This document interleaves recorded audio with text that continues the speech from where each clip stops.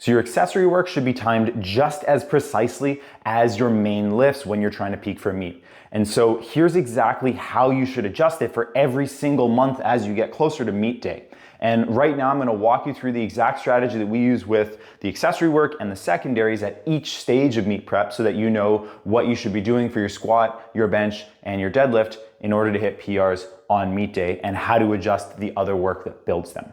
And the reason that I want to go through this is I see way too many lifters pulling back too early, where they're trying to like deload and be ready, and they just end up detrained and hitting lower numbers than they wanted on meet day. And if you're tired of having to micromanage the details and you just want to be the athlete again without having to obsess over the details, you can click the link in the video description and I'll reach out directly to see how we can help you out with that. My name is Matt Taylor. I've been coaching powerlifters since 2014, and in that time, the lifters I work with have brought home more than 50 medals and records across local, regional, and national level meets. And so managing accessories is literally the cornerstone to building a successful program, because it's a third of the work, and then your secondaries are another third of the work that you're going to be doing if we're trying to control for having a lifter peak as strongly and successfully as possible for a powerlifting meet. And so most powerlifters are going to have a really clear plan for what they should be doing with their primary work, what they're going to do on their SBDs. And they're going to have a good base of accessory work, especially in their off season. They're going to know, hey, you know what, when I push my dumbbell bench really hard, my bench goes up, or my shoulders feel really healthy when I do a lot of rows and some curls and leg extensions and ab work, whatever it may be, right? And whether those get trained to directly benefit the main lift or they're used as a way to kind of keep healthy and build some overall muscle, that's not so much the consequence of what we're looking for here today. But when the loads are not as high in the off season, right? You're not peaking, you're just building your base and you're raising the floor on your main lifts. Recovery is easier to manage, right? And then as you get closer to the meet, the training on your SBDs gets more intense, right? As you get closer to the meet, the weights should be going up because you're getting closer to PR weights. And if you're not strategic with how you're approaching your accessory work, you end up with a pot that boils over. And this will often come up where lifters get like 3 weeks out and they feel like some injuries and aches and pains come up, or they just end up totally burnt out where they can't push hard enough on their main lifts, and then they show up really flat on meet day.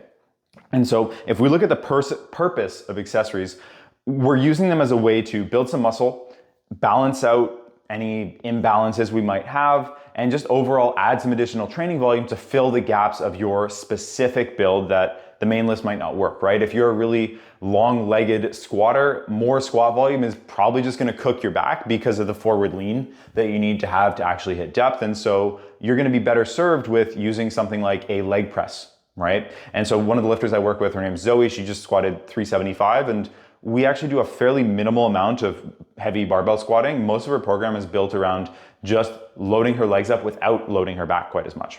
And so zooming out a little bit again, when we look at the process, right, we're gonna have our sort of bigger movements, the things that we know really have a strong effect. But as you get closer to the peak, your non-main work can start to detract from your recovery on the big stuff, right? The weights you use on a second day doing another back squat, for example, or even just like a hack squat, right, where it's a lot of weight on the sled, or a leg press for that matter, can start to pull back how much budget you have left to recover from the big lifts. And we want to keep the goal here, right? There's going to be a time and a place for really pushing your accessory work, and there's going to be a time and a place where it's just simply going to support your progression on the main lift. And in a peaking phase, it's the latter that we want to prioritize.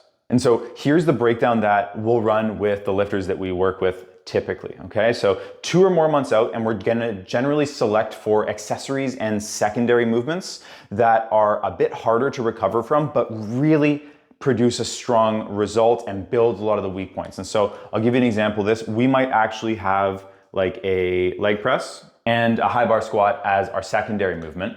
And these are typically a bit harder to recover from, but we get a really big stimulus out of it. So I'm okay with not having as much recovery allocated towards the main lift, right? I posted recently about Nico hitting his first 500-pound squat, and he works with Zach. And one of the strategies that they'd used was actually prioritizing the secondary day towards actually taking top sets on the high bar and pushing progression on that instead of just having it be like a lighter squat day. And as he got closer to his testing day where he'd squatted 500, that eventually became just a lighter low bar squat day where it was more about a recovery as opposed to progression.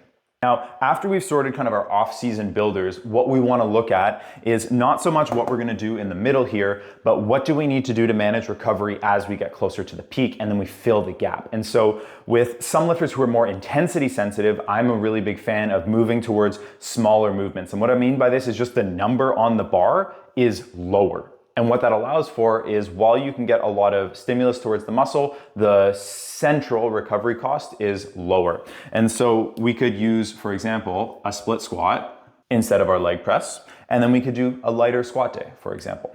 Now, similarly, with this lighter squat day, we might choose to use something a bit more skill-based depending on the lifter.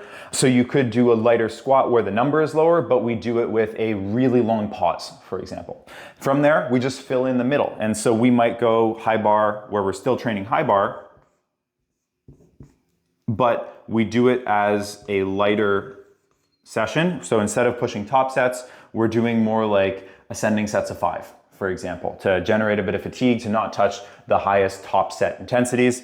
And then over here, we might go with a tempo leg press. And the idea there is just that the tempo is going to reduce how much weight you can use by a little bit while still delivering a bit of intensity. And so you can see this sort of tapering towards quite recovery focused on our secondary and tertiary work, which is going to allow us to push harder on the main work.